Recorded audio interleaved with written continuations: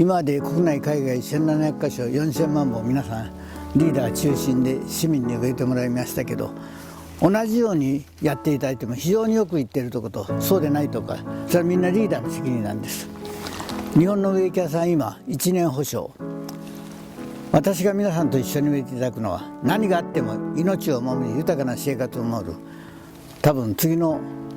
9000年あるいは1万年先には氷河期が来ると言います。その氷河期まで持つ9000年の命の森づくり、そのためには大事なことは、森を作る場合の三役五役リーダー、これは私の責任にある。本命の木は新根性直根性、根が深くしかもまっすぐ伸びて移植が難しい、植木屋さんが嫌がるようなものを使い切らない本物じゃない。だからちょっと一つ取って、この小さいけども植物は根で勝負するわけですから、有機栽培してこのように根が充満している、これを植えるわけです。根は息をしているわけです。ですから一番大事なのは、土は踏み固めない、必要以外は動かない、歩かないで、皆さんも子どもたちも一生懸命動きますけど、なるべく動かないでその周りから植えていただきます。何があっても、山崩れがあっても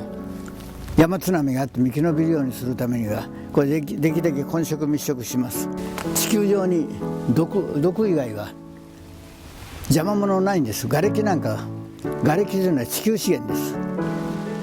ですから毒は排除しなきゃいけない。分解困難の以外全部混ぜてほっこらほっこらと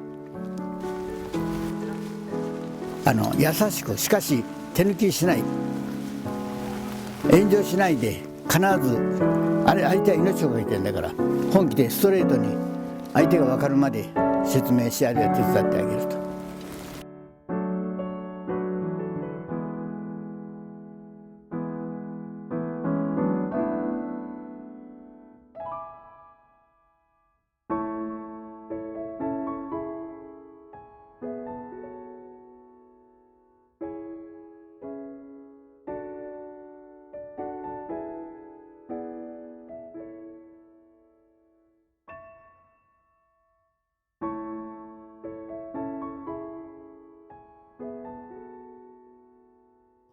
山が崩れて木も崩れた言うけど、それは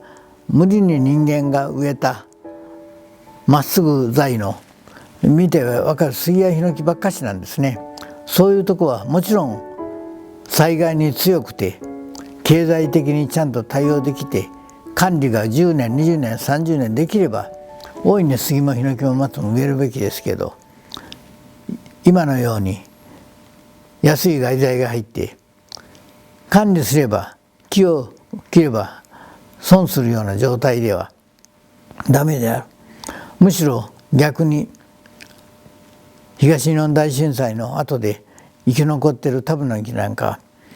ぜひ皆さん見ていただきたいんですが、宮城県の北の方、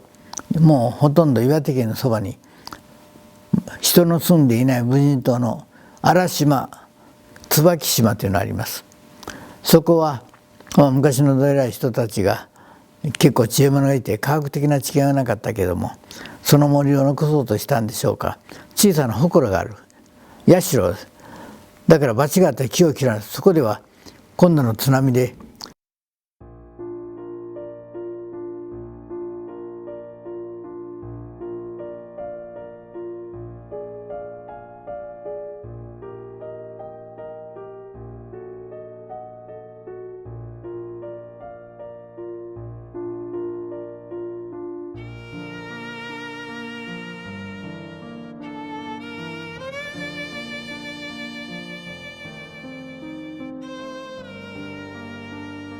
ほら、料亭さんや。ね、